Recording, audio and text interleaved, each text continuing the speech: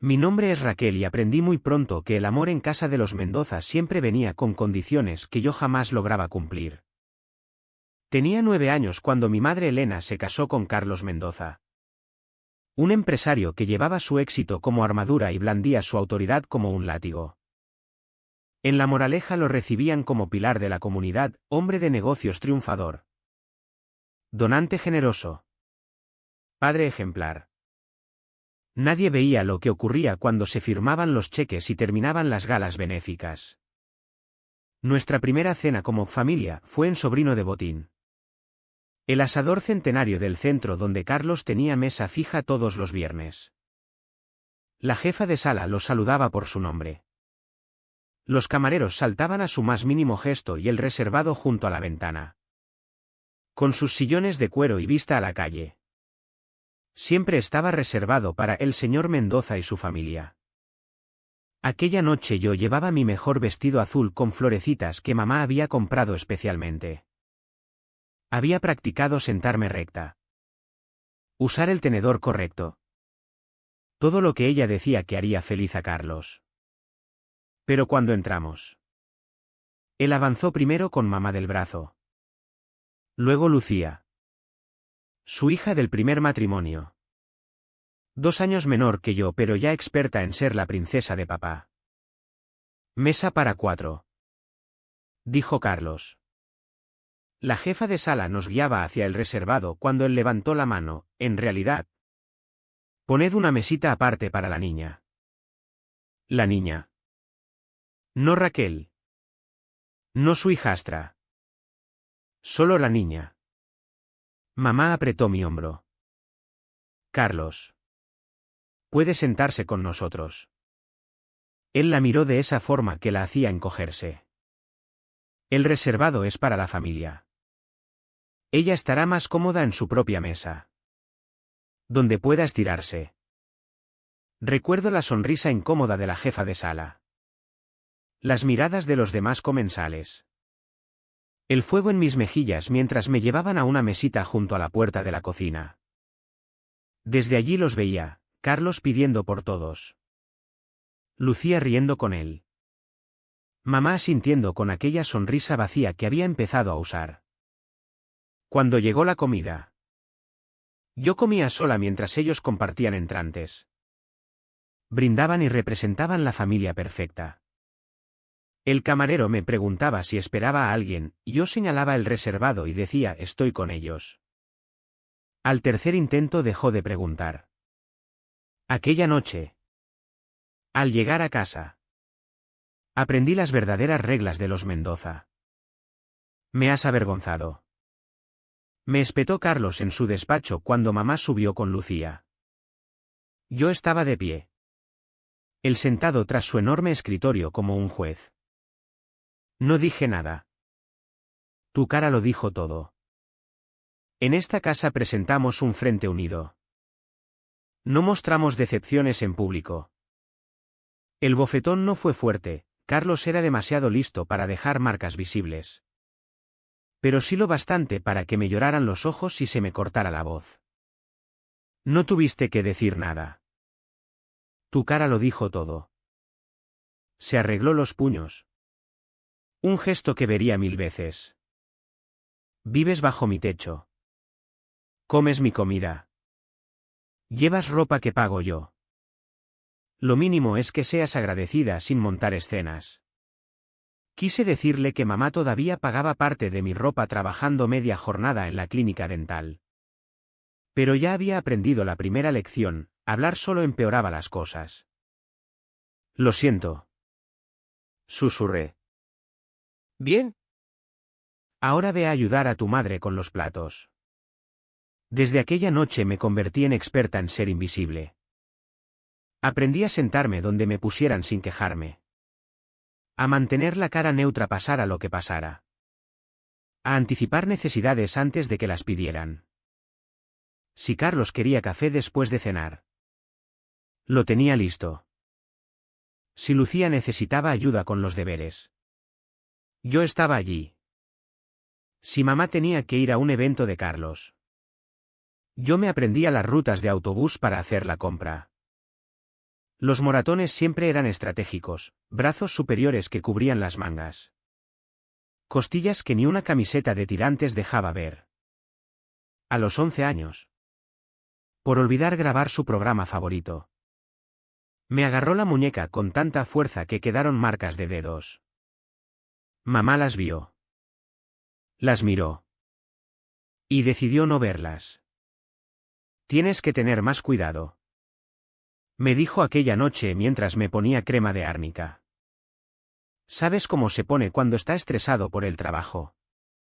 En séptimo curso ya tenía un sistema perfecto, mangas largas en verano, soy friolera. Posturas extrañas para no presionar las costillas doloridas. Trucos de maquillaje aprendidos en YouTube para tapar huellas dactilares. Otros niños se quejaban de padres estrictos que los castigaban sin móvil. Yo envidiaba sus castigos visibles. Sus castigos que terminaban. El mío era cadena perpetua de estar siempre fuera mirando hacia adentro. Fotos familiares donde yo quedaba un poco apartada. Tarjetas de Navidad que decían la familia Mendoza con mi cara medio tapada por la de Lucía. Cumpleaños donde ayudaba a servir pero nunca me sentaba en la mesa principal. Es más fácil así. Me susurraba mamá cuando preguntaba por qué no podía sentarme con ellos en el recital de ballet de Lucía o en las comidas de empresa de Carlos. No queremos remover el barco. ¿Verdad? ¿Cariño? Yo entendía. Entendía que mamá había elegido su chaleco salvavidas y que no incluía subirme a bordo. Entendía que el amor de Carlos por su familia era un círculo cerrado y yo siempre estaría fuera de la línea. Entendía que algunos niños nacen en familias y otros solo son inquilinos de paso. Así que sonreía. Servía. Callaba. Me convertí en el fantasma que rondaba los bordes del retrato familiar perfecto, lo bastante presente para ser útil. Pero nunca tan visible como para estropear la composición. Y por las noches. Contando moratones frescos en el espejo del baño. Me prometía que algún día les enseñaría exactamente lo que costaba mantenerme en la sombra. Pero eso llegaría después. Primero tenía que sobrevivir. El verano en que cumplí 14 descubrí que el dinero podía comprar lo que el amor no, libertad. Aunque fuera en dosis pequeñas. Vi el anuncio pegado en el escaparate de la pastelería La Flor en la calle Gran Vía. Necesitaban ayuda a primera hora mientras los demás chicos de mi edad dormían hasta el mediodía. Yo me levantaba a las 4:30. Cogía el primer autobús al centro para amasar y decorar cupcakes antes de ir al instituto. María. La dueña. Una mujer con una flor eterna en el pelo gris y bondad en la mirada. Nunca preguntó por qué una chica de 14 años necesitaba trabajar tanto. Solo me enseñó a hacer rosas de azúcar y me pagaba en efectivo cada viernes. Eres muy trabajadora. Raquel. Me decía al darme el sobre. No dejes que nadie te diga lo contrario. Escondía el dinero en una caja de tampones bajo el lavabo del baño, el único sitio donde Carlos jamás miraría. 20 euros aquí. 30 allá. No era mucho. Pero era mío. Y más importante. Era para ella. Para mamá. Para entonces mamá ya había desarrollado lo que yo llamaba su desvanecimiento, se movía por la casa como un susurro. Siempre ocupada en algo que le impedía ver de verdad. Sus migrañas eran más frecuentes, el médico decía que eran por estrés. Aunque todos sabíamos que la verdadera causa dormía en el dormitorio principal y exigía su café exactamente a las 6:15. Mamá. Te he traído algo. Le susurraba yo. Metiendo un bote de su medicación en su bolso cuando Carlos estaba en la oficina o dejando su té favorito en la mesilla. ¿De dónde has sacado esto? Raquel. He estado ahorrando. Ella me tocaba la cara y por un instante veía a la mamá de antes. La que me trenzaba el pelo y cantaba desafinada en el coche prometiéndome que estaríamos bien. Solo nosotras dos. Pero entonces el coche de Carlos entraba en el garaje o Lucía la llamaba. Y se desvanecía de nuevo. Mientras tanto Lucía florecía, clases de ballet los martes y jueves en el estudio caro del centro. No el municipal, clases particulares cuando bajaban sus notas, armario lleno de marcas mientras yo rotaba 3 vaqueros de Primark. Su fiesta de 13 años costó más de lo que mamá ganaba en un mes en la clínica. ¡Qué bien vivir así!, murmuré una vez viendo a Carlos contar billetes de 100 para el campamento de verano de Lucía. ¿Qué has dicho? Su voz era afilada. ¿Peligrosa? Nada. Que debe de hacer muy buen tiempo en el campamento. Me estudió un largo rato y volvió a su chequera. Los celos son un feo rasgo. Raquel. Tu madre y yo te damos todo lo que necesitas. Necesidad. No deseo. Nunca deseo. Las necesidades se calculaban al céntimo, material escolar. Ropa básica. El menú más barato. Los deseos eran para la familia. Y yo había aprendido hacía tiempo que no figuraba en esa contabilidad. Pero seguí trabajando. Ahorrando. Comprando a mamá sus pequeños lujos, ibuprofeno para las migrañas. Aceite de menta para las sienes. Pañuelos buenos cuando lloraba en el baño creyendo que nadie la oía. No lo enfades. Se convirtió en su mantra. Susurrado mientras me ayudaba a tapar un moratón con corrector. Repetido cuando quise apuntarme al periódico del instituto, choca con la hora de la cena. Ensayado cuando pedí ir al cumpleaños de una amiga, el tiempo familiar es obligatorio. Aunque yo no sea familia. Lo intento. Mamá. Lo sé. Karine. Por favor. Por mí. No hagas olas. Así que me convertí en el agua más quieta posible. Sacaba excelentes notas porque las buenas notas significaban no tener reuniones de padres que incomodaran a Carlos. Preparaba la cena y recogía sin que me lo pidieran.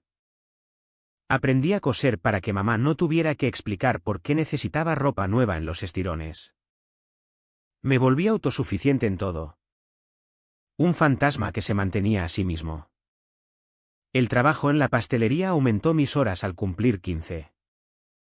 María me dejó quedarme después de clase decorando tartas personalizadas y atendiendo la caja. Abrí una cuenta bancaria con firmas falsificadas de los padres. Ingresaba la mitad y guardaba la otra en mi escondite. Las cajeras pensaban que ahorraba para la universidad. No se equivocaban del todo. Lo que realmente ahorraba era para escapar, mío y de mamá. Cada euro era un paso hacia un futuro donde no nos encogiéramos al oír el coche de Carlos en el garaje. Donde mamá pudiera comprarse su crema de ojos y ver a sus médicos sin suplicar el copago. Donde familia significara algo más que sangre y reservado.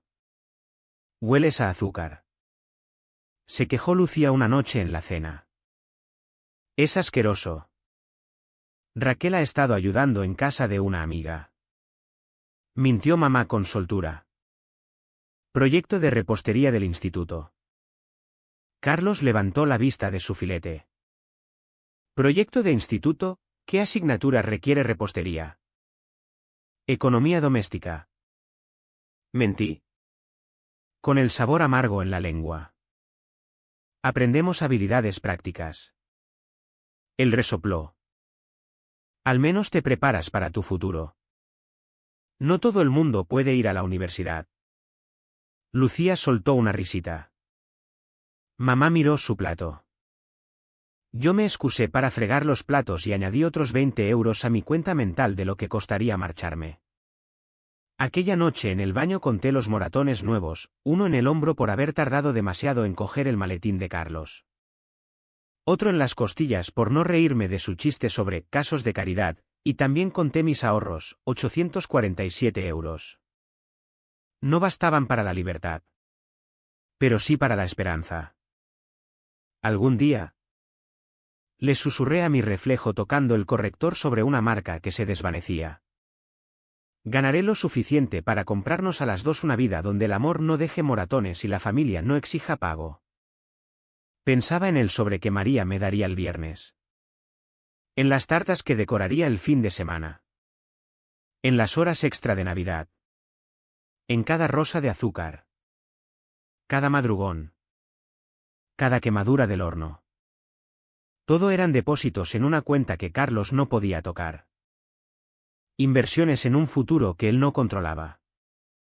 Que se quedara con su reservado familiar. Que Lucía tuviera sus clases de ballet y campamentos. Que mamá tuviera su desvanecimiento y sus mantres de no hacer olas. Yo tenía azúcar bajo las uñas y libertad a la vista. Y eso valía más que cualquier asiento en su mesa. La carta de aceptación de la Universidad Complutense llegó un martes. Beca completa para el grado de contabilidad. No porque me apasionaran los números, sino porque los números significaban trabajo. Y el trabajo significaba libertad. ¿Contabilidad? Dijo Carlos en la cena sosteniendo mi carta como si estuviera contaminada. ¿Ese es tu gran plan universitario? Es práctico. Respondí devolviéndole su palabra favorita. El índice de inserción laboral es del 93% a los 6 meses. Él gruñó y lanzó la carta hacia mí. Cayó en mi vaso de agua. Al menos no esperas que paguemos una carrera inútil de letras. Lucía. Ya con 15 años y perfeccionada en la crueldad casual. Se rió. Dios. Raquel. Contabilidad. ¿Puede ser más aburrida? Alguien tiene que serlo. Dije en voz baja. Rescatando mi futuro del vaso. Mamá no dijo nada. Pero aquella noche se coló en mi habitación con una cajita envuelta. Dentro había una calculadora profesional. De las que usan los contables de verdad. Estoy orgullosa de ti. Susurró sentándose en mi cama como cuando yo era pequeña. Vas a hacer algo grande con tu vida. Ven conmigo. Solté de pronto cogiéndole las manos. Podemos alquilar un piso cerca del campus. Por fin podrás marcharte. Raquel. La palabra fue suave pero definitiva. Esta es tu oportunidad. Aprovechala. Quise zarandearla. Gritar que no tenía que ser solo mi oportunidad. Pero vi la derrota en sus ojos. La forma en que ya había aceptado su condena. Y supe que había elegido su jaula antes que mi llave. Los siguientes 4 años pasaron en un borrón de débitos y créditos. Balances y códigos fiscales. Vivía en la residencia más barata. Trabajaba en la biblioteca del campus. Daba clases particulares a estudiantes con problemas por dinero. Mis compañeros se quejaban de las clases a las 8 mientras yo ya llevaba 3 horas despierta repasando apuntes y calculando mi camino. Volví a casa exactamente 4 veces en 4 años, una por el cumpleaños de mamá. Carlos estaba en un congreso y sonreímos de verdad sobre una tarta del supermercado. Una por Navidad de primero, error que no repetí después de pasar el día sirviendo a los socios de Carlos mientras Lucía presumía de sus joyas nuevas. Una cuando mamá estuvo hospitalizada con neumonía, Carlos se quejó del copago del seguro toda la visita, y una por la graduación de Lucía en el instituto, yo sentada en la zona de desbordamiento mientras ellos ocupaban los asientos reservados para la familia. El resto fue silencio. Ni llamadas preguntando cómo iban las clases. Ni paquetes durante los exámenes. Ni visitas de padres. El único contacto llegaba cuando necesitaban algo. Raquel. El copago de la medicación de tu madre ha subido. Envía 200. El curso preparatorio de Lucía para la universidad es caro. Contribuye con 500. La casa necesita reformas. Tu parte es 1000. Tu parte. Como si alguna vez hubiera tenido parte en aquella casa más allá de los moratones y las tareas. Pero enviaba el dinero cada vez. Lo calculaba en mi presupuesto entre comidas de ramen y caminar en vez de coger el autobús. Todavía aferrada a la esperanza infantil de que la generosidad podía comprar pertenencia. Mis compañeros pensaban que era naturalmente frugal. Admiraban mi disciplina. No sabían de la hoja de cálculo oculta donde anotaba cada euro enviado a casa, diciéndome que era práctica para mi futura profesión. En realidad era prueba. Evidencia de que lo había intentado. De que había pagado mis deudas en la única moneda que ellos parecían aceptar. «Vas a hacer ganar una fortuna a alguna empresa algún día», me dijo el profesor Martínez revisando mi proyecto de fin de carrera. «Ves patrones que otros no ven. Es un don en este campo». Sonreí sin mencionar que había aprendido a ver patrones por necesidad. El patrón de la ira de Carlos, informes trimestrales significaban Bourbon. Lo que significaba mantenerse alejada. El patrón de las necesidades de mamá, migrañas agrupadas alrededor de los recitales de Lucía, que requerían recetas más fuertes. El patrón de ser olvidada, silencio radiofónico hasta que llegaba una factura. La feria de empleo llegó en marzo. Las empresas nos cortejaban con promesas de bonus de firma y trayectorias claras de ascenso. Elegí Martínez y Asociados no por prestigio sino por el salario inicial y la promesa de horas extra pagadas. Mis compañeros soñaban con despachos en esquina. Yo soñaba con un saldo bancario que significara no volver nunca. El día de la graduación llegó con sol de mayo y sin familia presente. El tráfico estaba fatal, explicó mamá por teléfono aquella mañana. Y Carlos tiene torneo de golf y lucía el ensayo de su actuación de orientación universitaria. Está bien. La corté. Lo entiendo. Crucé el escenario sola. Recogí mi título sola. Recogí mi habitación de la residencia sola. Pero no con las manos vacías. Tenía un trabajo que empezaba en 2 semanas. Un contrato de alquiler de estudio firmado y una cuenta de ahorro que, aunque mermada por años de donaciones familiares, aún tenía lo suficiente para fianza y un vestuario profesional de segunda mano. Mi profesor de contabilidad tenía razón, era buena viendo patrones, calculando valor y riesgo. Y mientras cargaba mis pocas pertenencias en una furgoneta de alquiler, por fin vi el patrón más claro de todos. Ellos siempre tomarían lo que yo ofreciera y pedirían más. Siempre encontrarían razones por las que yo no encajaba del todo. No merecía del todo. No pertenecía del todo. La deuda que llevaba pagando por existir. Por haber irrumpido en la familia perfecta de Carlos. Por haber nacido de una madre que eligió sobrevivir antes que protegerme. Esa deuda nunca se marcaría como pagada en su totalidad. Pero yo había terminado de calcular mi valor según sus medidas. De anotar mi valor en su libro mayor para descubrir que siempre estaba en números rojos. Ahora tenía mis propios libros que cuadrar. Mis propios activos que proteger. El trayecto desde la universidad hasta mi nuevo estudio duró 3 horas. No les dije que me marchaba antes. No mencioné mi nueva dirección. Cuando mamá me escribió preguntando cuándo volvería a casa para el verano, respondí simplemente, empiezo a trabajar.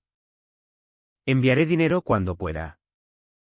Porque eso era todo lo que era para ellos, una fuente de ingresos. Un fondo de reserva. Un número en su lista de contactos de emergencia. Y quizá eso fuera todo lo que sería siempre. Pero al menos ahora yo pondría las condiciones de la transacción. Deshice las maletas en mi estudio vacío. Montando primero el escritorio. Sobre él coloqué 3 cosas, mi título, mi calculadora y un cuaderno nuevo. En la primera página escribí, nueva cuenta abierta. Saldos anteriores anulados. Luego lo cerré y fui a planchar la camisa para mi primer día de trabajo. Habría tiempo para saldar cuentas viejas más tarde. Primero tenía que acumular suficiente capital para que el pago valiera la pena para ellos. 6 años después en Martínez y Asociados me había convertido en el fantasma que pagaba por todo pero no rondaba nada. Mi salario había subido de forma constante, ahora era auditora senior con bonus que habrían parecido imposibles para aquella chica de 14 años decorando cupcakes. Pero mi estilo de vida apenas había cambiado, mismo estudio en un barrio un poco mejor. Mismo armario de segunda mano pero con etiquetas de mayor calidad. Mismo presupuesto cuidadoso. Solo que ahora las partidas eran para la boda de Lucía y las citas del especialista de mamá. Las peticiones llegaban como facturas. Regulares y detalladas. Raquel. La venue de la fiesta de compromiso de Lucía necesita depósito. 3.000 euros ayudarían mucho. Tu madre ve a un nuevo neurólogo. El seguro no lo cubre. ¿Puedes con 500 al mes? El negocio está apretado. Necesito un préstamo puente. 10.000. Ya sabes que soy bueno para ello. La última era de Carlos, que nunca me había pedido nada directamente. La economía había golpeado fuerte a su empresa. Lo explicaba en un correo que conseguía sonar exigente y despectivo a la vez. La familia ayuda a la familia. Escribió.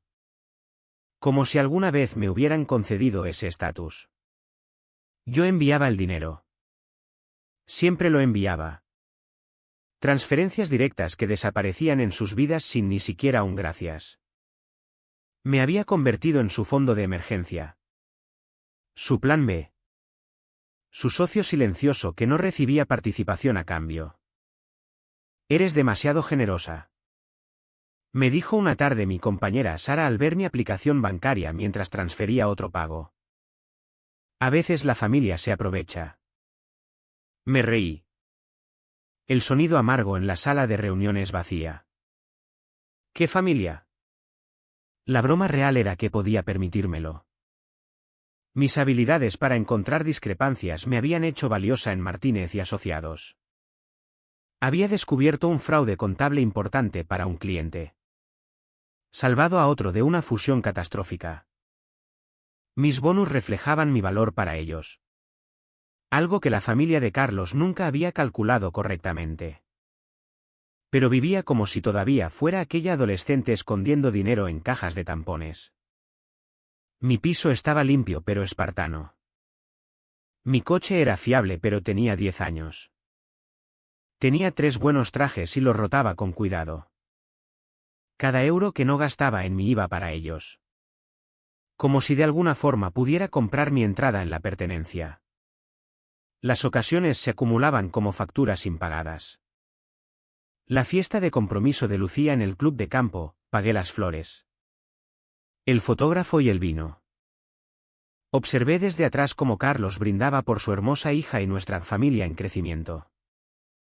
La cena del 50 cumpleaños de mamá, cubrí el salón privado. La tarta personalizada. El champán, me senté en la mesa de desbordamiento con los socios de Carlos mientras la mesa de la familia inmediata brillaba con velas. Acción de gracias en casa de los Mendoza, llevé toda la comida. Cociné la mayor parte. Recogí todo. Comí mi plato de pie en la encimera de la cocina porque la mesa del comedor estaba llena de la familia extendida de Carlos. Eres tan servicial. Decían las amigas de Lucía sin darse cuenta de que no estaba ayudando, estaba pagando la entrada a un espectáculo del que nunca podría formar parte.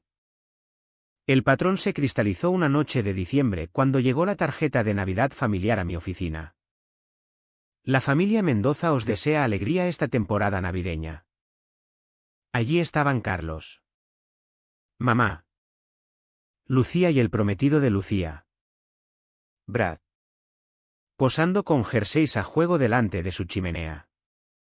El fotógrafo había estado horas, mamá mencionó después que habían hecho docenas de fotos para que saliera perfecta. Nadie había pensado en llamarme. Pensamos que estabas ocupada con el trabajo. Explicó mamá cuando pregunté. Ya sabes cómo es tu agenda. ¿Mi agenda? Como si no hubiera reorganizado mi vida incontables veces por sus emergencias. sus celebraciones, sus necesidades. Como si estar ocupada les hubiera impedido nunca llamar cuando necesitaban un cheque. Guardé la tarjeta en mi escritorio una semana, estudiándola como prueba en un caso. Las matemáticas eran sencillas, había contribuido aproximadamente 80.000 euros en 6 años. Sin contar la sesión de fotos de Navidad que había financiado sin saberlo. Y a cambio había recibido exactamente nada. Ni sitio en la mesa. Ni puesto en la foto. Ni siquiera la cortesía de que me invitaran. Reservado solo para familia. Murmuré repitiendo la frase favorita de Carlos. Las palabras se habían convertido en taquigrafía para todo, descuentos familiares que yo financiaba pero no recibía. Vacaciones familiares que pagaba pero no me invitaban. Hitos familiares que subvencionaba desde las sombras. Mi asistente llamó a la puerta. Raquel. ¿Querías los expedientes Morrison? Gracias. Janet. Metí la tarjeta en el cajón bajo el montón de recibos que había empezado a guardar. No para reembolso, había aprendido esa lección hacía tiempo. Sino para otra cosa. Prueba. Quizá. O solo demostración de que lo había intentado. ¿Bonita tarjeta?, comentó Janet echándole un vistazo. ¿De tu familia? No. Dije volviendo a mi ordenador. Solo de unos clientes. Aquella noche trabajé hasta tarde. Encontrando consuelo en números que cuadraban correctamente. En cuentas que se balanceaban. Mi oficina estaba silenciosa. Pacífica de una forma que la casa de los Mendoza nunca había sido. Sin andar con pies de plomo. Sin calcular el coste de hablar. Sin facturas por un amor que nunca llegaría. Mi móvil vibró, otro mensaje de mamá sobre los gastos de la boda de Lucía. La venue pedía otro depósito. El vestido necesitaba arreglos. La caligrafía de las invitaciones costaba extra. Dejé el móvil sin responder. Dejando que esperaran por una vez. Mañana enviaría el dinero. Como siempre. Pero esta noche me senté en mi silencio ganado. En mi paz pagada y me pregunté cuánto tiempo más podría permitirme seguir comprando una membresía familiar que nunca me incluiría de verdad. La tarjeta de Navidad me miraba desde el cajón. Sus jerseys a juego. Un uniforme que nunca me darían. Cerré el cajón y volví a mis hojas de cálculo, al menos aquí. En las columnas ordenadas de créditos y débitos. Sabía exactamente dónde estaba. La invitación al 25 cumpleaños de Lucía llegó en cartulina cara con letras doradas en relieve. Una velada de celebración en el Mirador. El restaurante exclusivo en azotea de la ciudad donde las reservas se hacían con meses de antelación y las cuentas empezaban en 4 cifras antes de las bebidas. Pensamos en algo íntimo. Me llamó mamá para explicarlo. Solo familia cercana y amigos. Quizá 40 personas. 40 personas. Íntimo. Casi me reí de las matemáticas. 40 personas en el Mirador significaban al menos 9.000 euros antes de impuestos y propina. Lo sabía porque ya había recibido el correo de Lucía sugiriendo que yo lo cubriera como regalo de cumpleaños. Significaría mucho. Había escrito. Ya sabes que papá está estresado con el flujo de caja. Flujo de caja. Como si el leasing del Mercedes de Carlos y su membresía del club de campo tuvieran algo que ver con problemas de liquidez. Pero hice lo que siempre hacía, transferí el depósito. Confirmé los arreglos. Me aseguré de que todo fuera perfecto para una fiesta a la que estaba invitada pero nunca realmente incluida. La noche de la celebración me vestí con cuidado, mi mejor traje. El que usaba para presentaciones importantes con clientes. Pelo peinado profesionalmente por una vez. Incluso me compré zapatos nuevos. Diciéndome que esta vez sería diferente. Esta vez había pagado más que la entrada, había comprado todo el local. El mirador brillaba contra el cielo nocturno. Sus paredes de cristal ofreciendo vistas panorámicas de la ciudad. Llegué temprano. Comprobando detalles con la coordinadora del evento. Asegurándome de que el champán estuviera bien frío. La tarta personalizada perfectamente colocada. Todo tenía que ser impecable. Quizá la perfección pudiera comprar lo que el dinero no podía. Raquel. Me encontró mamá ajustando las tarjetas de sitio.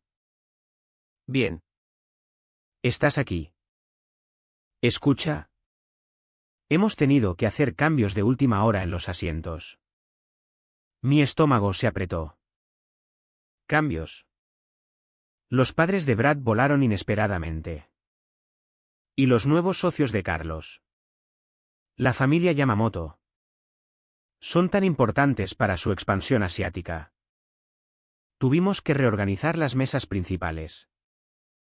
¿Dónde me siento? Ella no me miró a los ojos. Bueno. El reservado familiar. Ya sabes. Solo cabe 8. Y con Carlos y yo. Lucía y Brad. Sus padres y los Yamamoto. Me has puesto en otra mesa.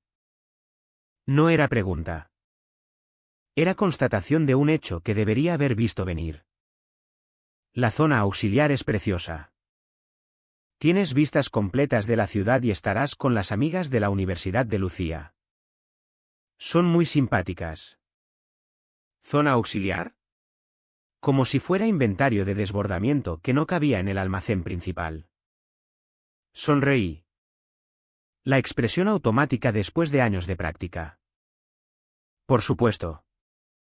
Lo que mejor funcione. Mientras llegaban los invitados. Vi a Carlos presidiendo. Aceptando cumplidos por el local. La comida. El no escatimar en gastos para la celebración de su hija. Nadie sabía quién había escatimado realmente en nada. Yo estaba junto a la barra. Viéndolos llenar el reservado familiar. Sus risas brillantes como el champán que yo había pagado. Disculpe. Un camarero apareció a mi lado. ¿Es usted Raquel? La coordinadora del evento la necesita.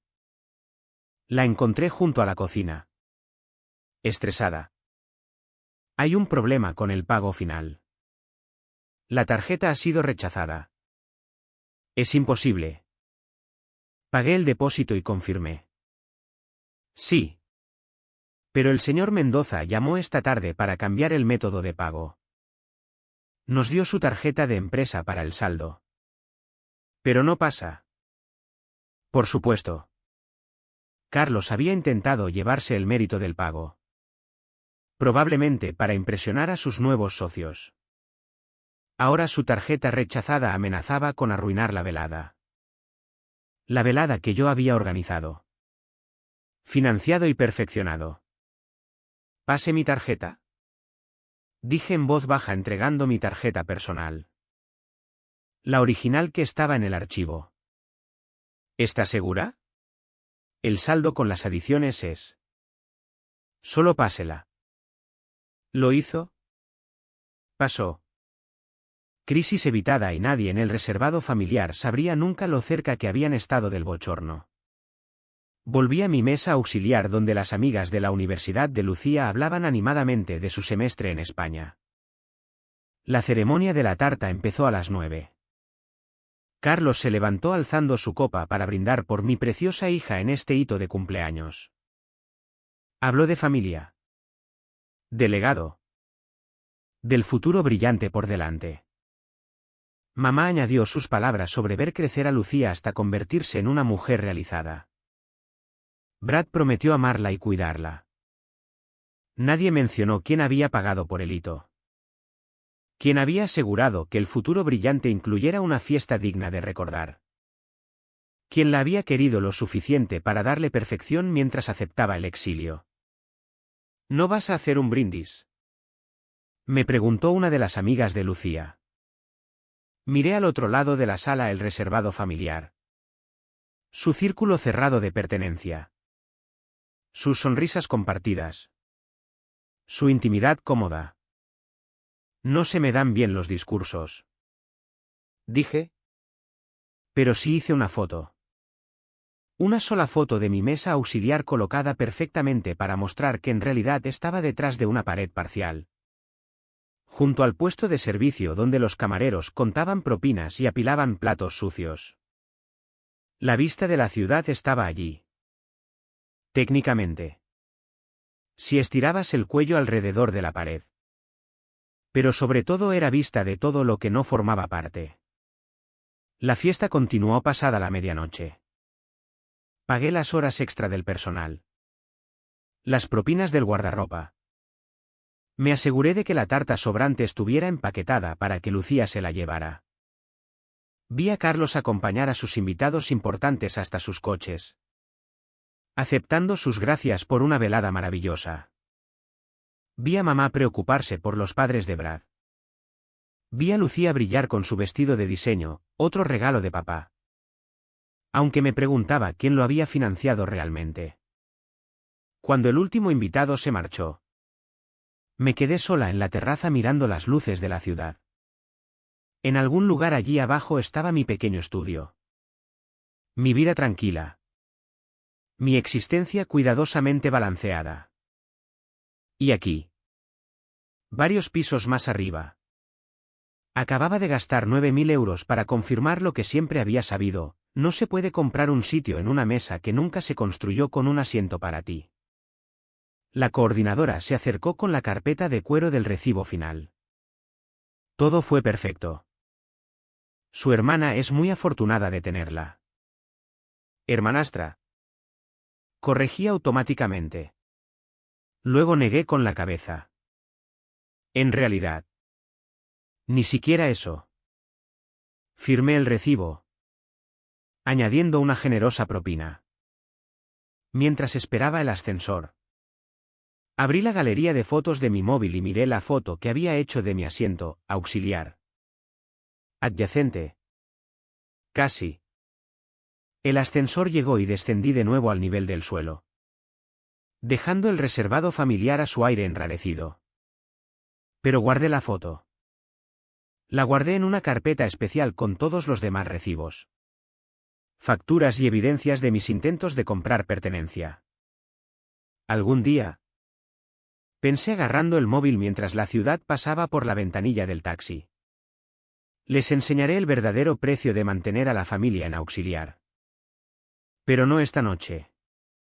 Esta noche solo volví a mi estudio vacío. Añadí el recibo a mi carpeta creciente y anoté el gasto en mi hoja de cálculo bajo una nueva categoría que acababa de crear: pagos finales. Porque toda cuenta. Por mucho tiempo que la hayas llevado. Al final vence. La citación llegó 3 semanas después de la fiesta de cumpleaños de Lucía. No a través de los mensajes vacilantes habituales de mamá, sino del propio Carlos, una llamada de jueves por la noche que rompió 6 meses de silencio directo entre nosotros. Necesitamos hablar de la situación financiera de la familia, dijo sin preámbulos. Mañana. 7 en mi despacho. No era una petición. Era una orden. Como si todavía fuera aquella niña de 9 años a la que llamaban para corregir. Llegué a la casa y la encontré sin cambios. El mismo césped cuidado. La misma puerta imponente. La misma sensación de ser una intrusa con llave. Mamá abrió. Su sonrisa frágil como papel viejo. Raquel. ¿Cariño? Tienes cara de cansada. Estoy bien. Mamá. Noté las nuevas arrugas alrededor de sus ojos. El temblor en sus manos. ¿Cómo estás tú? Ya sabes. Gesticuló vagamente. La señal universal de sobrevivir a Carlos. Está en su despacho. El despacho tampoco había cambiado. El mismo escritorio enorme. Las mismas sillas de cuero. La misma pared de premios y fotos familiares en las que yo no salía. Carlos estaba sentado tras su escritorio como un rey concediendo audiencia a un campesino. «Siéntate». Me quedé de pie. «¿De qué se trata?» Su mandíbula se tensó. La primera grieta en su compostura. Empresas Vega está atravesando una crisis temporal de liquidez. Nada grave. Solo fluctuaciones del mercado y algunos cobros atrasados. Pero necesitamos una inyección de capital para Puente. Y la familia ayuda a la familia. Se recostó. Dedos en punta. Necesito 50.000 euros. Considéralo una inversión. La cifra quedó suspendida entre nosotros como una hoja. 50.000 euros. Más de lo que nunca había dado de golpe. Aunque probablemente menos de lo que había contribuido a lo largo de los años en sangrados pequeños. Una inversión implica rendimientos. Dije con cuidado. ¿Cuáles son las condiciones? Su cara se oscureció. ¿Condiciones? Las condiciones son que te crié. Te alimenté. Te di techo durante 9 años. Las condiciones son que la familia no necesita contratos. Ahora soy familia. Las palabras se me escaparon antes de poder detenerlas. Afiladas como la pluma de una auditora rodeando una discrepancia. La cara de Carlos pasó de roja a morada. No te pongas lista conmigo. Has vivido de nuestra generosidad. He pagado vuestra generosidad. Saqué mi móvil. Abrí la hoja de cálculo que había mantenido durante años. ¿Quieres ver la contabilidad? Cada fiesta de cumpleaños. Cada factura médica. Cada emergencia familiar que solo yo podía resolver. 122.847 euros en 8 años. Sin contar la fiesta del mes pasado de la que intentaste llevarte el mérito. Tu manipuladora. Se levantó. Manos planas sobre el escritorio. Ese dinero era tu obligación. Tu contribución a esta familia. ¿Qué familia? Mi voz se mantuvo nivelada. Profesional. La de las tarjetas de Navidad. No estoy en ninguna. No puedo sentarme en la que celebra hitos que yo financio pero no asisto. ¿Desagradecida? Yo soy la desagradecida. Años de silencio se rompieron como un dique. He sido vuestro cajero automático desde que tenía 14 años. Decoraba cupcakes al amanecer para comprar la medicación de las migrañas de mamá porque tú no la cubrías. Vivía a base de ramen en la universidad mientras os enviaba miles. He subvencionado vuestro estilo de vida mientras aceptaba migajas de reconocimiento y me llamas desagradecida. Rodeó el escritorio y por un momento volví a tener 9 años. Encogiéndome ante su mano levantada. Pero ya no tenía 9. Era una auditora senior que había plantado cara a directores generales de empresas del IBEX 35 con libros falsos. Mantuve mi terreno. Tócame y presentaré cargos. Dije en voz baja. Ya no soy una niña. Carlos. No puedes abofetearme para que me someta. Su mano bajó. Pero sus ojos ardían con el mismo desprecio de siempre. Nos debes. No os debo nada. Me giré para marcharme. Luego me detuve. ¿Pero sabes qué? Os daré un último regalo. Consejo profesional gratis. Contratad a un contable de verdad.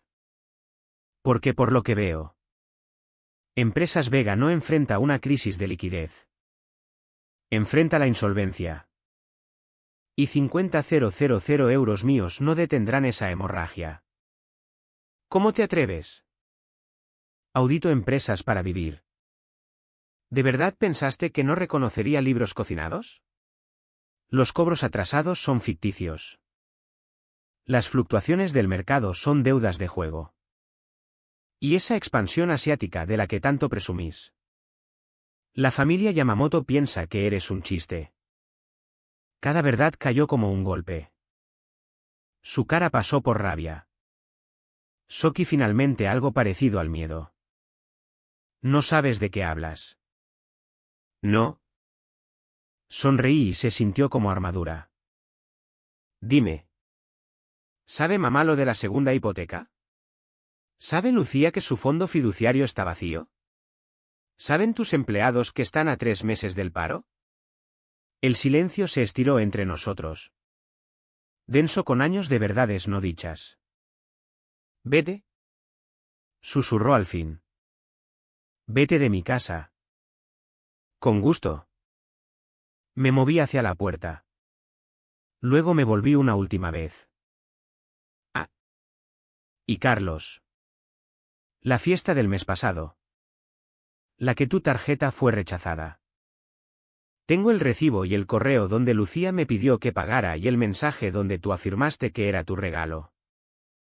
Es increíble cómo funciona la documentación. ¿Verdad? Lo dejé allí. De pie tras su escritorio en su reino que se desmoronaba. Mamá esperaba en el pasillo. Lágrimas corriendo por su cara. Raquel. Por favor. Ven conmigo. Dije cogiéndole las manos. Ahora mismo. Haz una maleta y ven conmigo. Tengo sitio. Tengo dinero. No tienes que quedarte. Ella apartó las manos. Negando con la cabeza. No puedo. No entiendes. No puedo. Y por fin. Después de todos estos años. Entendí. Había tomado su decisión hacía mucho. Cambiando la seguridad de su hija por su propia seguridad. ¿Y ahora? Cuando ambas se desmoronaban. Prefería hundirse con el barco antes que tomar mi bote salvavidas. Te quiero. Mamá. Dije. Pero se acabó. Nada más de dinero. Nada más de cubrir. Nada más de fingir que somos algo que no somos. Nunca te perdonará esto. Te cortará completamente. Me reí. El sonido resonó en el vestíbulo de una casa que nunca había sido hogar. ¿Cortarme de qué? De las fotos familiares en las que no salgo, de las celebraciones que pago pero no puedo asistir, del amor que viene con facturas adjuntas.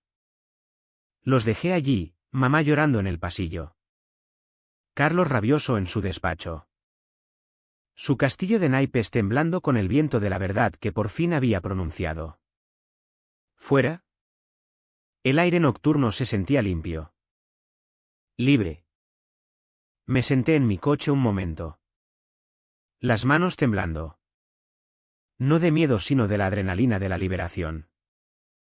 Luego saqué mi móvil e hice lo que debería haber hecho años atrás, bloqueé todos sus números. El silencio fue inmediato y absoluto. Nada más de llamadas de crisis a las 2 de la mañana. Nada más de chantajes emocionales. Nada más de pagos a una deuda que nunca podría satisfacerse. Conduje a casa a mi pequeño estudio. Mi vida tranquila. Mis libros balanceados. Pero ahora se sentía diferente. No vacío, pacífico. No pequeño, suficiente. No solitario, libre. El libro mayor familiar por fin estaba cerrado. Y por primera vez en 20 años. Ya no operaba en pérdidas. El bloqueo de números no les impidió intentarlo. Correos inundaron mi cuenta de trabajo. Primero suplicando. Luego exigiendo. Luego amenazando. Creé una carpeta titulada Evidencia y los filtré todos allí. Sin leer pero guardados. 3 semanas de silencio por mi parte los rompieron de formas que mi dinero nunca pudo. Empezó con los buzones de voz en mi oficina, los llorosos por favor de mamá grabados por mi asistente. Luego las publicaciones de Instagram de Lucía. Narrativas de víctima cuidadosamente elaboradas sobre miembros de la familia que eligen dinero antes que amor. Finalmente, la carta certificada de Carlos a Martínez y asociados alegando que yo había robado información financiera propietaria. Mi socio gerente, David Chen, me llamó a su despacho con las cejas levantadas y la carta en la mano. ¿Quieres explicarme por qué Carlos Mendoza acusa a mi auditora senior de espionaje corporativo? Deslicé mi carpeta personal sobre su escritorio porque me negué a darle 50.000 euros y sé que su empresa está insolvente. David hojeó mi documentación, 8 años de transferencias. Recibos. Correos. Mensajes. Su expresión pasó de preocupación a asco a algo parecido a admiración. Esto es. Hizo una pausa. Legalmente cuidadoso con las palabras. Exhaustivo. Soy auditora. La documentación es lo mío. En efecto. Me devolvió la carpeta. Haré que legal responda al señor Mendoza. Mientras tanto, te sugiero que tomes parte de ese tiempo de vacaciones que nunca usas. Deja que esto pase. Pero yo no quería que pasara. Quería que explotara. Aquella noche abrí mi portátil y empecé a crear algo nuevo. No una hoja de cálculo ni un informe financiero, sino un tipo diferente de contabilidad. Titulé el documento Auditoría comienza y empecé a escribir. Asunto, conciliación final de cuentas. Para Carlos Mendoza, Elena Mendoza, Lucía Mendoza. Bra. CC, lista de distribución familia extendida. Estimada familia Mendoza. Tras una revisión cuidadosa de nuestra relación financiera entre 2016 y 2024, he preparado el informe de auditoría completo adjunto para sus registros. Lo que seguía eran 37 páginas de devastación profesional. Cada pago catalogado, cruzado con el evento familiar correspondiente del que había sido excluida. Flujos de ingresos analizados frente al retorno emocional de la inversión. Un análisis coste-beneficio de comprar membresía familiar que nunca se materializó. Incluí capturas de pantalla de las publicaciones de Instagram de Lucía de eventos que yo había financiado pero a los que no me habían invitado. Correos de Carlos exigiendo dinero emparejados con fotos familiares en las que yo no aparecía. Mensajes de mamá pidiendo ayuda junto a fotos de cenas familiares donde yo comía sola. El resumen ejecutivo era breve: inversión financiera total 122.847 euros. Inclusión familiar total 0%. Recomendación: terminar todas las transacciones futuras. Pero la verdadera obra de arte estaba en los apéndices. Apéndice A contenía la foto de la fiesta de cumpleaños de Lucía. Mi asiento auxiliar detrás del puesto de servicio. Apéndice B mostraba las tarjetas de Navidad a lo largo de los años con círculos amarillos destacando mi ausencia. Apéndice C era simplemente el recibo de El Mirador con la declinación de la tarjeta de empresa de Carlos y mi pago personal resaltado. Terminé con un aviso: esta concluye mi auditoría final de las cuentas familia Mendoza. No se procesarán más pagos. Toda correspondencia futura se gestionará a través de asesor legal. Ajusten sus presupuestos en consecuencia. Lo envié exactamente a las 8 de la mañana del lunes. Hora punta de revisión de correo. Luego fui a trabajar y realicé 3 auditorías de clientes con la eficiencia alegre que hizo que David pasara por mi despacho. Pareces diferente, observó. Solo equilibrada, respondí. La caída fue rápida y espectacular. Al mediodía mi prima María me reenvió capturas del chat familiar al que nunca me habían invitado. Carlos rabia sobre violación de la privacidad. Lucía sollozaba sobre humillación pública. Mamá suplicaba a todos que se calmaran. Pero la familia extendida, tías, tíos y primos que habían asistido a aquellas fiestas, comido aquellas cenas, Celebrado aquellos hitos, empezaba a hacer preguntas. Espera. ¿Raquel pagó todo esto? ¿Por qué no sale en ninguna foto? Asiento auxiliar, ¿qué significa eso? ¿Alguien le ha dado las gracias realmente? Por la noche la narrativa había cambiado. La historia de Instagram de Lucía se encontró con comentarios de familiares preguntando por qué había excluido a alguien que había pagado su fiesta.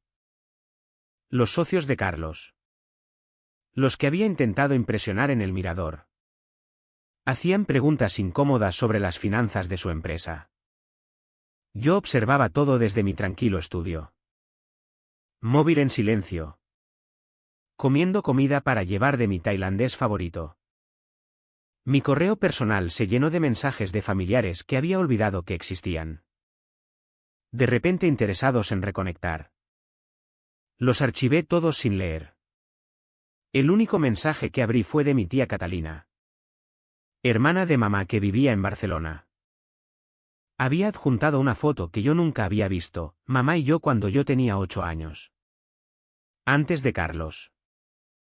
Las dos riendo por alguna broma olvidada. Siento no haber visto lo que pasaba. Debería haber luchado más por ti. Tu madre tomó su decisión. Pero eso no significa que fuera la correcta. Si alguna vez quieres hablar con alguien que la conoció antes de que olvidara cómo proteger a su hija. Aquí estoy. Guardé aquella foto pero no respondí. Algunos puentes. Una vez quemados. Es mejor dejarlos en cenizas. A la mañana siguiente encontré un sobre deslizado bajo la puerta de mi oficina. Dentro había un cheque por 50.000 euros y una nota manuscrita de Carlos: esto nos deja en paz.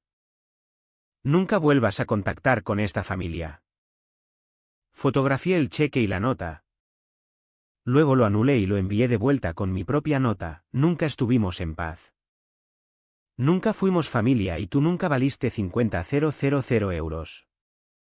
Incluí un último documento, una impresión del anuncio público de quiebra de Empresas Vega fechado aquella misma mañana. La empresa había caído, llevándose la reputación de Carlos y el fondo fiduciario de Lucía. Pero no me regodeé. Simplemente volví a mis hojas de cálculo. A mis clientes.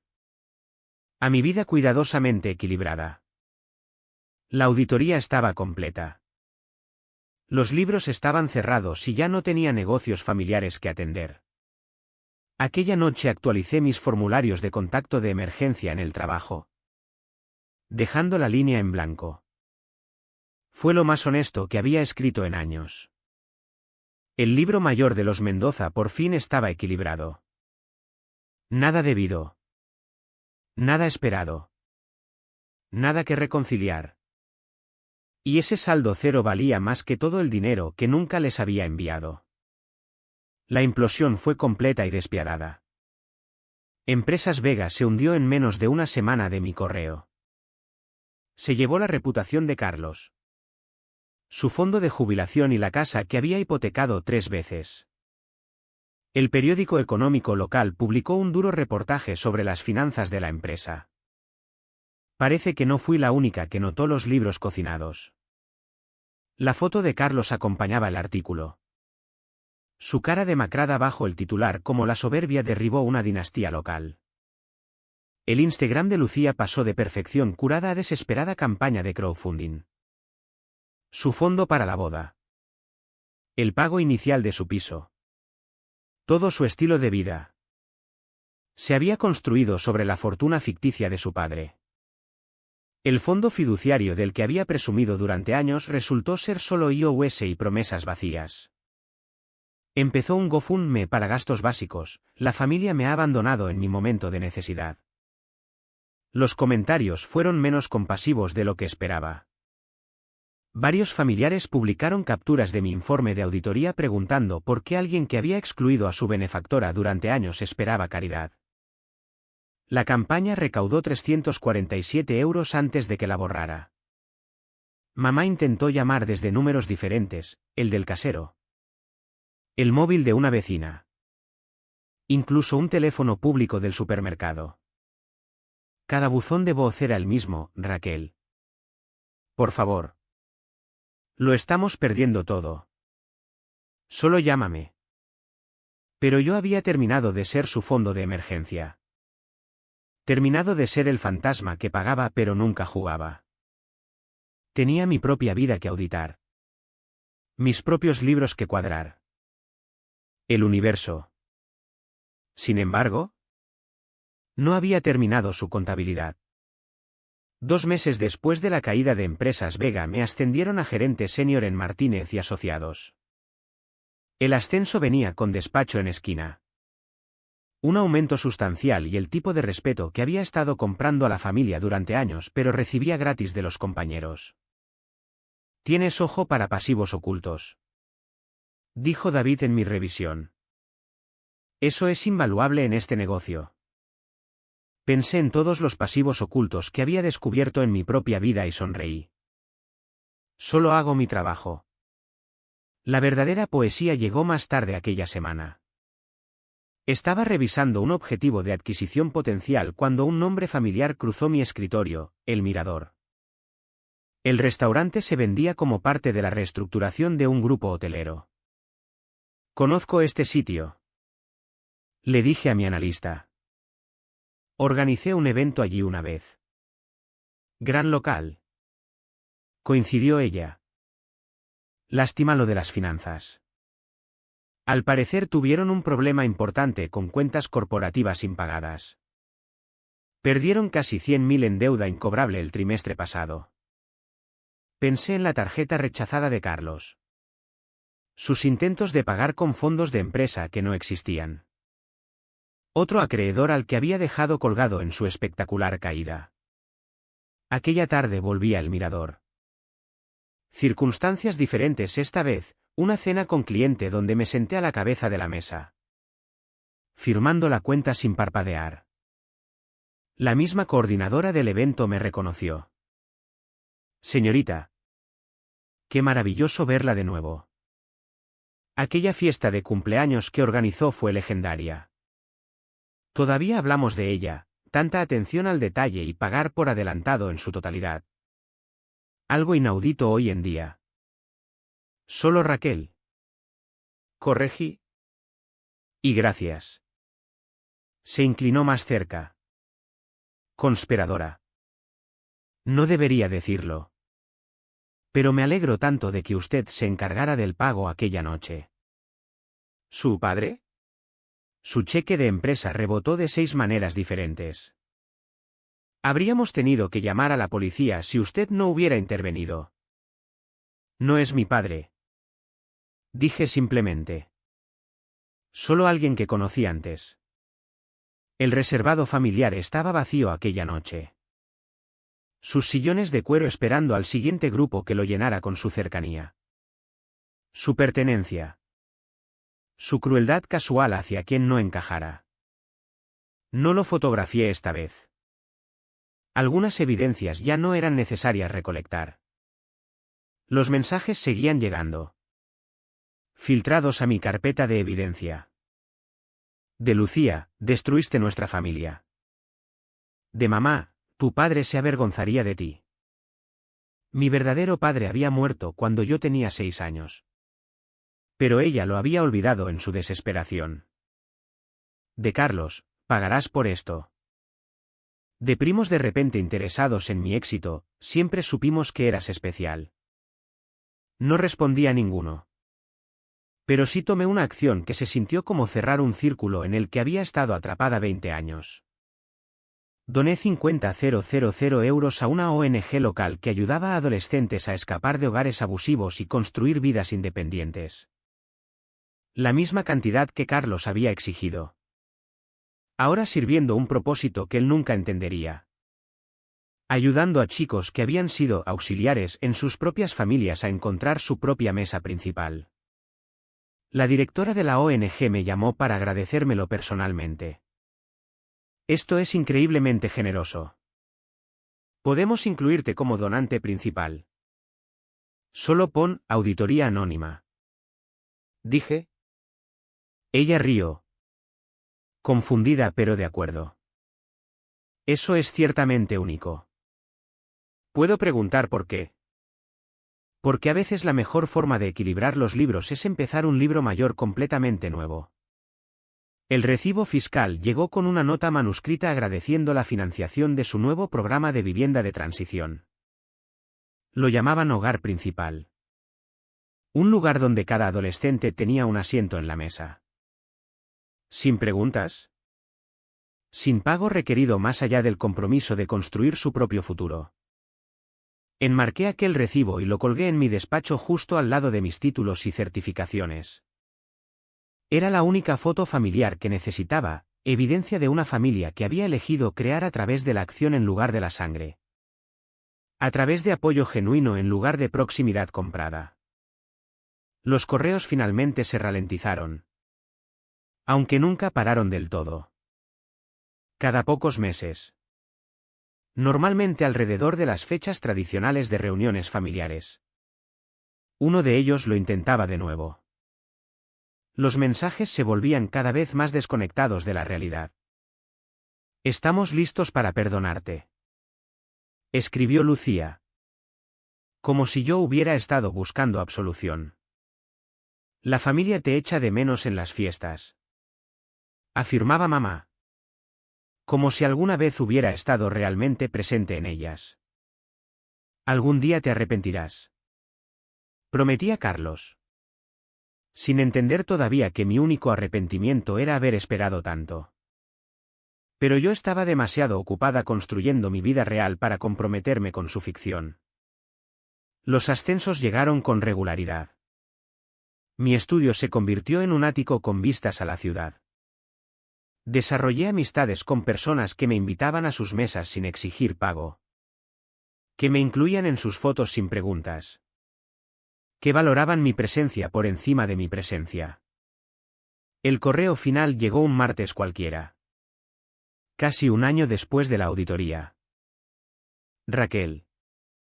Soy mamá. Estoy dejando a Carlos. El abogado del divorcio dice que necesito registros financieros de los últimos 10 años. Sé que no tengo derecho a pedirlo. ¿Pero podrías enviarme copias de todos esos pagos que documentaste? Necesito mostrar al tribunal de dónde venía realmente el dinero. Por favor. Estoy lista para marcharme. Ayúdame una vez más. Miré el mensaje durante mucho tiempo.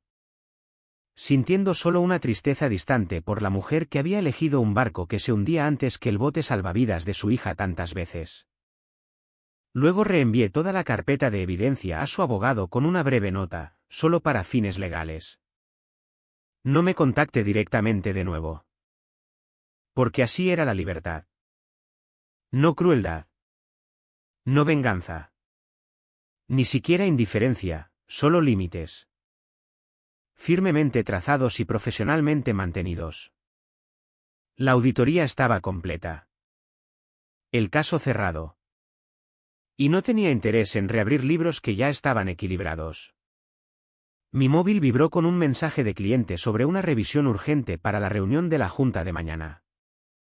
Sonreí. Agradecida por un trabajo que valoraba mi experiencia. Por compañeros que respetaban mis contribuciones. Por una vida donde mi valor no se medía en lo que podía proporcionar, sino en quién era realmente. La familia Mendoza me había enseñado todo sobre el coste. Pero yo había aprendido el valor completamente por mi cuenta. La denuncia anónima llegó a través del portal de alertadores de la CNMV a las 2:47 de la madrugada de un miércoles. Meticulosamente detallada. Profesionalmente formateada y devastadora en su precisión. Debería saberlo. Pasé 3 semanas elaborándola. La belleza de ser auditora senior es que desarrollas un sexto sentido para la manipulación financiera. La tragedia de haber sido el cajero automático de Carlos Mendoza es que había financiado inadvertidamente su fraude durante años. Cada préstamo de emergencia. Cada problema temporal de flujo de caja. Cada oportunidad de inversión familiar. Todo se remontaba a una podredumbre más profunda que solo había vislumbrado en nuestra confrontación final. Pero ahora. con empresas Vega en quiebra y acreedores rodeando. Tenía acceso a algo que Carlos nunca esperó, el rastro documental de a dónde había ido realmente mi dinero. Empezó de forma inocente. El abogado de divorcio que mamá había contratado, pagado con mi documentación, había requerido registros financieros que revelaban patrones interesantes. Mis 122.847 euros en 8 años eran solo la punta del iceberg. Carlos había estado dirigiendo un sofisticado juego de conchas usando préstamos familiares para apuntalar negocios fallidos mientras los reportaba como capital de inversión legítimo a bancos e inversores. La abogada. Una mujer aguda llamada Patricia González. Me llamó directamente pese a mi petición de no contacto. Sé que no quieres involucrarte, dijo. Pero necesitas ver esto. Tu madre no fue su única víctima. Tu dinero no solo apoyaba su estilo de vida. Apoyaba fraude de valores. Me envió los archivos. Pasé el fin de semana analizándolos con la misma atención implacable que daba a los libros de mis clientes. Para el domingo por la noche había mapeado un fraude que haría sonrojar a Enron por su amateurismo. El investigador de la CNMV que recogió mi denuncia anónima dijo más tarde al jurado que era el informe inicial más completo que habían recibido nunca. Estados financieros que se remontaban una década. Registros bancarios mostrando transferencias circulares. Correos discutiendo cómo categorizar contribuciones familiares para evitar escrutinio. Incluso grabaciones de audio.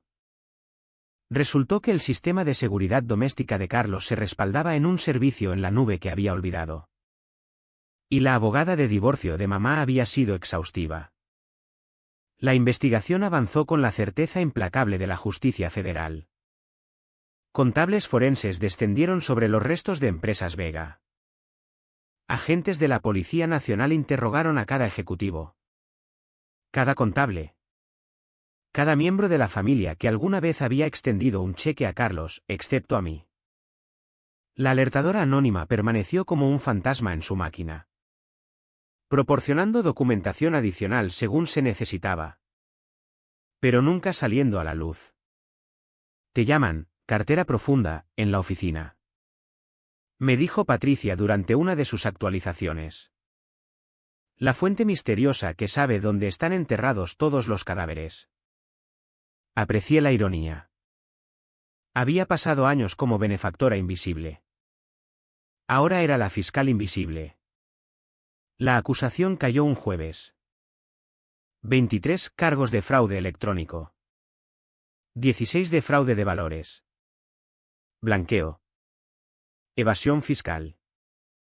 La rueda de prensa del fiscal usó palabras como sistemático, deliberado e inaceptable. El Instagram de Lucía se apagó. Mamá huyó a casa de su hermana Catalina, la que me había enviado aquella foto. Y Carlos consiguió su foto en el periódico otra vez. Esta vez esposado. Pero yo no me conformaba con cargos penales. Quería la destrucción completa de la narrativa que habían construido alrededor de familia, pertenencia y obligación. Así que di un paso más. Creé una web, auditingfamily.com. Limpia. Profesional. Devastadora. La página principal tenía un contador simple, cantidad pagada por membresía familiar, 122.847 euros. Años de membresía, 0. Estado actual, cuenta cerrada. Debajo publiqué el informe completo de auditoría. Despojado de información identificativa pero claro en sus implicaciones. Cada recibo. Cada exclusión. Cada arreglo de asiento auxiliar, una clase magistral sobre cómo el abuso financiero se esconde tras obligaciones familiares. El sitio se volvió viral en círculos de contabilidad. Primero compartido por profesionales que reconocían los patrones en sus propias vidas. Luego más ampliamente cuando la gente conectó con la historia del fantasma que financiaba todo pero no rondaba nada. La sección de comentarios se llenó de historias similares, hijastros que pagaron bodas a las que no asistieron. Hermanos que apoyaron familias que olvidaron sus cumpleaños. Hijos adultos tratados como cajeros automáticos con pulso. Nunca reclamé autoría. Pero ¿quiénes sabían? ¿Sabían? David me dio una ceja levantada y un bonus. Patricia me envió una botella de champán con una nota para el fantasma con más. Incluso el investigador de la CNMV. En su forma cuidadosa. Mencionó que su fuente anónima había prestado un servicio público más allá de la investigación del fraude. El juicio empezó 6 meses después. No asistí. Tenía reuniones con clientes. Una vida que vivir. Mejores usos de mi tiempo que ver caer a Carlos de su gracia. Pero leí las transcripciones. Especialmente la parte donde le preguntaron por los préstamos familiares. Eran regalos. Insistió en el estrado. De miembros de la familia que querían apoyar el negocio. La siguiente pregunta del fiscal: ¿puede explicar por qué estos regalos se reportaron como inversiones institucionales en sus presentaciones a la CNMV? Su abogado objetó. La objeción fue denegada. El jurado tomó notas. ¿Y este miembro de la familia? Continuó el fiscal. El que contribuyó 122.847 euros en 8 años. ¿Fue alguna vez listado como inversor? No. ¿Fue invitado a reuniones de inversores? No. ¿Se le dio alguna participación en la empresa? No. ¿Se le agradeció siquiera en sus informes anuales? Silencio. Que conste en acta que el acusado no tiene respuesta. El jurado deliberó 3 horas. Culpable en todos los cargos. La sentencia: 15 a 20 años en prisión federal. Sin libertad condicional los primeros 10. Restitución a todas las víctimas.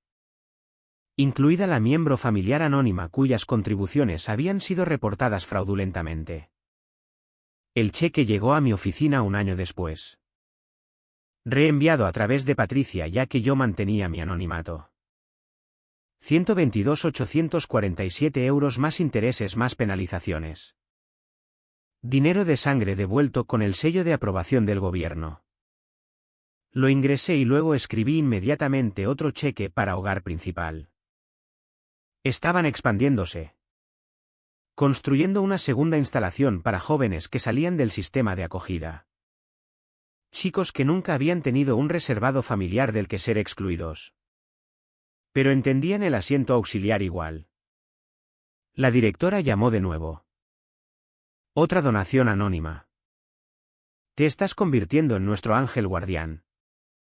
Solo alguien que entiende el valor de un asiento en la mesa. Respondí. Bueno. Quienquiera que seas. Estás cambiando vidas. Estos chicos. Algunos nunca han tenido a nadie que crea que merecen inversión. Les estás mostrando algo diferente. Aquella noche actualicé auditingfamily.com una última vez. Informe final. Restitución completa recibida. Fraude expuesto. Libros permanentemente cerrados. A aquellos que todavía pagan por asientos en mesas que nunca los incluirán, parad. Vuestro valor no se mide en lo que proporcionáis, sino en quién sois. Vuestra familia no se define por sangre, sino por elección. Vuestra pertenencia no puede comprarse porque nunca debería estar en venta. Auditad vuestras relaciones. Equilibrad vuestros libros. Cerrad cuentas que os drenan y luego construid vuestra propia mesa. Cada asiento igual. Sin auxiliares. Sin fantasmas. Solo familia correctamente definida. Cerré el sitio después de eso. Pero las capturas de pantalla circularon durante años. La historia se convirtió en un cuento con moraleja tanto en escuelas de contabilidad como en consultas de terapia, la intersección del abuso financiero y emocional. La forma en que el dinero puede ser usado como arma en las familias. La importancia de documentar todo. En cuanto a mí, seguí mi vida tranquila. Mi carrera exitosa. Mi familia elegida de amigos y compañeros que valoraban presencia sobre pagos. Empecé a salir con alguien que nunca había oído el drama de los Mendoza. Que amaba mi precisión con las hojas de cálculo y mi negativa a prestar dinero a familiares. Eres un poco famosa en ciertos círculos. Mencionó un día mostrándome un hilo de Reddit sobre Auditing Family. La auditora fantasma. El fantasma del asiento auxiliar. La persona que derribó a un millonario con Excel. Leyendas urbanas. Dije besándole la frente. Solo soy una contable aburrida. Pero tarde por la noche en mi despacho en casa con vistas a la ciudad. A veces miraba el recibo fiscal enmarcado de hogar principal. Prueba de que todo lo que había perdido se había transformado en algo mejor. Evidencia de que la mejor venganza no es solo vivir bien. Es asegurarse de que otros puedan vivir. La familia Mendoza me había enseñado sobre relaciones basadas en transacciones. Pero al final había aprendido algo más valioso, como evitar esas transacciones por completo y empezar de cero con un libro mayor limpio y un corazón abierto.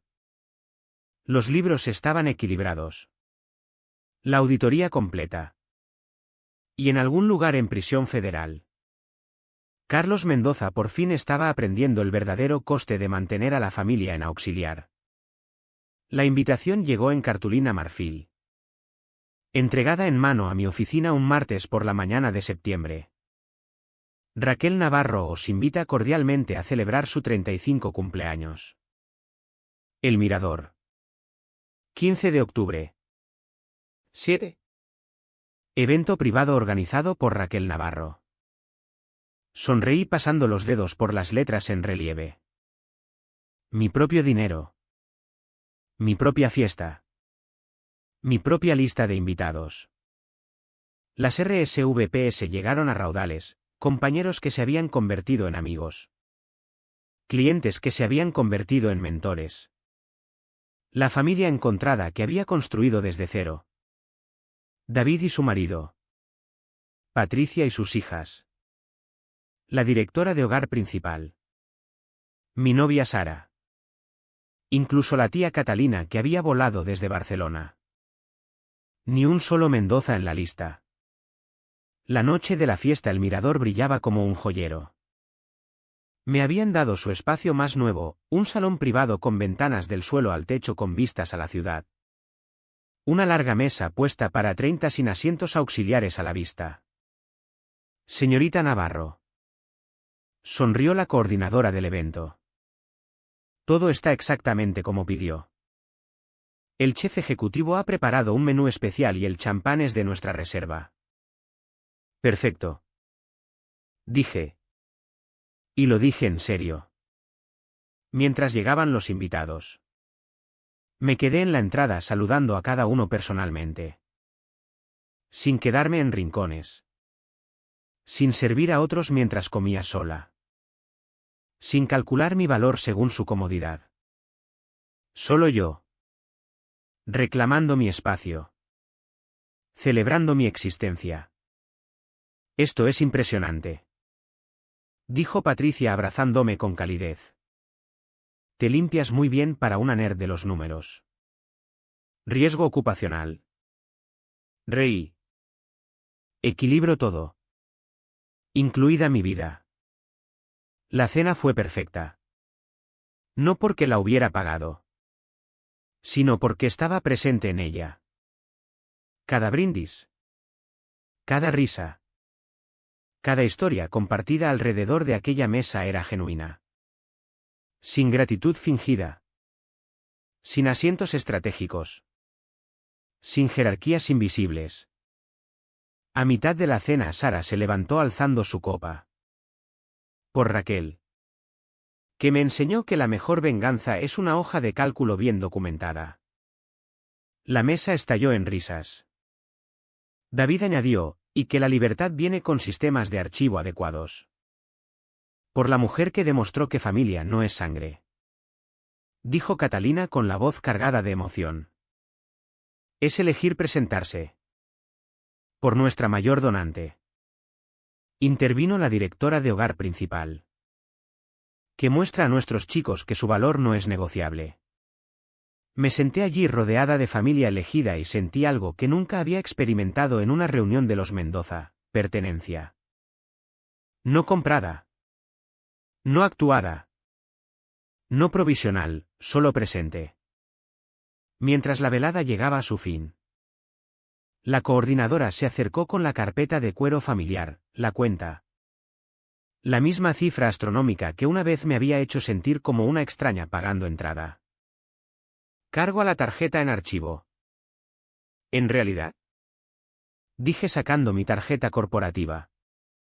Cárguelo a esta. Es gasto de empresa. Ella pareció confundida. ¿Una fiesta de cumpleaños es empresa? ¿Formación de equipo? Guiñé. Cada persona aquí me ha hecho mejor en mi trabajo. Eso vale la inversión. Mientras nos preparábamos para marchar, me encontré en la terraza donde una vez me había quedado sola cuestionando mi valor. Esta vez la mano de Sara estaba en la mía y las luces de la ciudad no parecían sueños lejanos sino realidades presentes. ¿Sabes?, dijo. Busqué a la familia Mendoza después de que me contaras la historia. Carlos está en prisión federal. La madre vive con su hermana. La hija trabaja en una joyería de centro comercial. Lo sé. Dije simplemente. ¿Alguna vez te preguntas si ellos? No. La palabra fue suave pero definitiva. Pasé 20 años preguntándome por ellos. Ahora solo me pregunto por nosotros. Por nuestras próximas vacaciones. Por la casa que estamos comprando. Por la vida que estamos construyendo donde nadie tiene que pagar por un asiento en la mesa. Ella apretó mi mano. La mesa de acción de gracias va a estar abarrotada. Mi familia.